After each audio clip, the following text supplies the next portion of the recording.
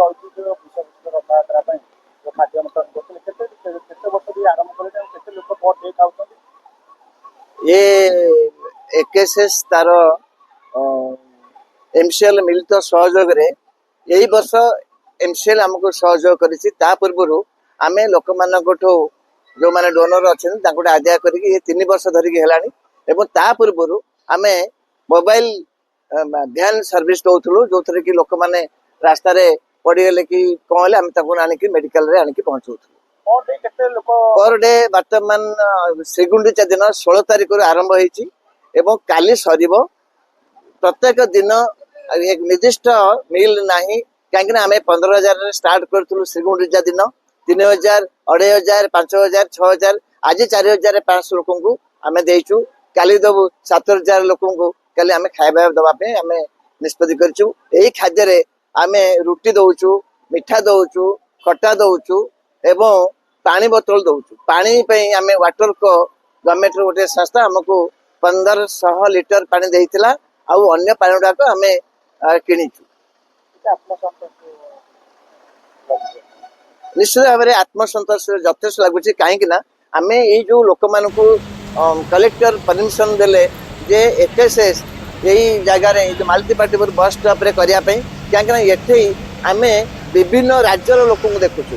ଏଥିରେ ଛତିଶଗଡ଼ ଲୋକ ଆସିଛନ୍ତି, ଏଥିରେ ବିଭିନ୍ନ ବର୍ଗର ଲୋକ ଆସିଛନ୍ତି ଏବଂ ୱେଷ୍ଟ ବେଙ୍ଗଲ, ଛତିଶଗଡ଼, ଆନ୍ଧ୍ରପ୍ରଦେଶ ଏଇଭଳି ବିଭିନ୍ନ ରାଜ୍ୟର ଲୋକମାନଙ୍କୁ ଆମେ ଖାଦ୍ୟ ପରିବେଷଣ କରିବା ପାଇଁ ଆମେ କରିଛୁ ଏବଂ ଆମର ଏଥିରେ 42 ଜଣ ଭଲେଣ୍ଟିୟର ସେଥିରେ ଯୋଗଦାନ କରିଛନ୍ତି ଏବଂ ଏହି କାର୍ଯ୍ୟକ୍ରମକୁ ଆମ ଅନୁଷ୍ଠାନର ସଭାପତି ଯିଏ ପ୍ରମୋଦ ହରିଚନ୍ଦନ ଏବଂ କୃପା ସିନ୍ଧୁ ପାଇକରାୟ, ସୁଜାତା ବାହୁବଳେନ୍ଦ୍ର, ଗୌରୀ ଦାସ, ସଂଯୁକ୍ତା ପ୍ରଧାନ ସମତେ 42 ଜଣ ଏହାକୁ ନେଇଛନ୍ତି ଏବଂ ଜିତେନ୍ଦ୍ର ନାୟକ ସେ ଯେତେବେଳେ ଆମେ ଶୁଭ କାର୍ଯ୍ୟ ଉଦ୍ଘାଟନ କଲୁ ସେଥିରେ ଦିବାକର ପାତ୍ର ଏବଂ ଇଞ୍ଜିନିୟର ଶିବ ପ୍ରସାଦ ପରିଡ଼ା ଏବଂ ଆମର ଥିଲେ ଜିତେନ୍ଦ୍ର ନାୟକ ଥିଲେ ଏହି ଶୁଭ କାର୍ଯ୍ୟକୁ ଶୁଭ ଉଦ୍ଘାଟନ କରିବା ପାଇଁ ଖାଦ୍ୟ ପରିବେଷଣର।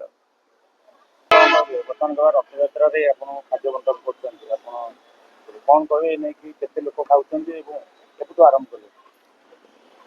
जय जगन्नाथ।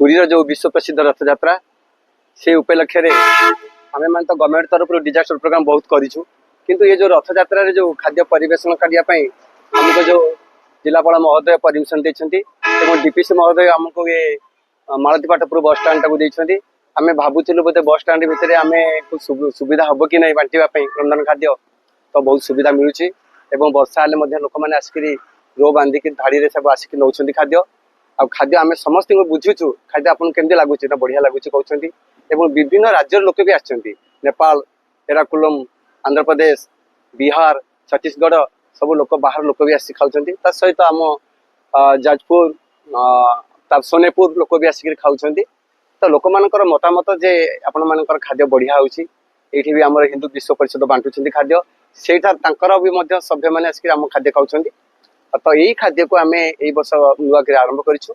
आगुरी आम सब विभिन्न कार्यक्रम करूँ, पानी बिस्कुट बांटुलु सुखिला खाद्य ए वर्ष आम ये रंधा खाद्य बांटू से रुटी दौचु बुट डाली आम दौचु से दिने दिने चेंज करूँ चना मसला दौचु ता सहित मिठा आउ खटा दौचु आचार आ गोटे पानी बोतल दौचु। स्वच्छता तो आम ये सब साफ सुथरा रखुचु लोक मान इन्स्ट्रक्शन दौचु जे आपण मैंने यथा स्थान खलीपत्र पकातु पानी बोतल को भी रफ यूज करूँ आउ से डस्टबिन में पकातु तापर आम सांगे आम अनुष्ठान आम 52 जन लोक अच्छु समस्त मिसिक आम पाखे भलेंटियर्स मैंने अच्छा आम समस्ते सुबर्ण केशर बलिया सिंह संपादक महोदय अच्छा, प्रमोद कुमार हरिचंदन अच्छा, आम प्रेसिडेंट अच्छा, जॉइंट सेक्रेटरी प्रसाद दिन छुआर सिंह अच्छा तत्सहित रजनीकांत पाढ़ी, रवींद्र कुमार विश्वाल, प्रेमानंद जाली तत्सहित सुजाता बाहुबलेन्द्र, संयुक्ता प्रधान, रजनी रानी मार्था, गौरी दास, प्रसाद दिन छुआर सिंह समस्ते आमको पूरा संपूर्ण भाव में समस्त स्टाफ सहयोग कर सहयोग आम सुचारू रूप बंटन कर लोक मैंने भी आराम खाऊँ आम प्रतिदिन 3-4 हजार लोक दौचु कि वर्षा हो कि ठंडा हो आम समस्ते सहयोग करूँ लोक मैंने आसिक आम खाद्य खाऊँ। जय जगन्नाथ। ଆଉ ବହୁତ ଭଲସେ ଦର୍ଶନ ହେଲା। ଆଜି ସକାଳେ ପହଞ୍ଚିଲୁ। ଆଜି ସକାଳେ ସଣ୍ଡେ ଥିଲା ତ ଆଜି ସକାଳେ ପହଞ୍ଚିଲୁ, ଜଗା ଦର୍ଶନ କଲୁ ବଡ ଦାଣ୍ଡରେ, ବହୁତ ଭଲ ଲାଗିଲା। ବାକି ଆଉ ଖାଇବା ପାଇଁ ଗୋଟେ ରେଷ୍ଟୁରାଣ୍ଟ କୁ ଗଲୁ, ଅଯଥା 700-800 ଟଙ୍କା ଦେଲୁ, କିନ୍ତୁ ଖାଇବା ରୁଚିଲାନି। ଆଉ ଏବେ ଯୋଉ ପହଞ୍ଚିଲା ପରେ ମୁଁ ଦେଖିଲି ମାନେ ଏମିତି ନିଶ୍ଚିତ ଗୋଟେ ସେବା ଅନୁଷ୍ଠାନ ହେଇଥିବ, ହେଲେ ତାପରେ ସାର୍ ଡାକିଲି ଆସନ୍ତୁ ଆସନ୍ତୁ ଖାଇବା ପାଇଁ, ସେ ଡାକଟା ତ ବହୁତ ଖୁସି ଲାଗିଲା। ତାପରେ ଆସିଲୁ, ଆଉ ଯେତେବେଳେ ମୁଁ ରୁଟି ଡାଲମା ନେଲି ମୋ ହଜବେଣ୍ଡ ବି ଟିକେ ଖାଇଲେ ପାଟିରେ, ଆଉ ବହୁତ ଭଲ ଲାଗୁଛି। କିନ୍ତୁ ମୁଁ ଆସେ ବାଥରୁମରୁ ଆସିଲେ ଖାଇବି, ମୁଁ ଖାଇକି ବହୁତ ଭଲ ଲାଗିଲା। ଆଉ ଏମିତି ସେବା କାର୍ଯ୍ୟ ତ ବହୁତ ବଢିଆ। କନ୍ୟାସ ପୁରୀ ସାର୍ଙ୍କ ସାଙ୍ଗରେ କଥା ହଉଥିଲି, ବହୁତ ବଢିଆ ଲାଗିଲା। ଜୟ ଜଗନ୍ନାଥ, ଜୟ ଜଗନ୍ନାଥ।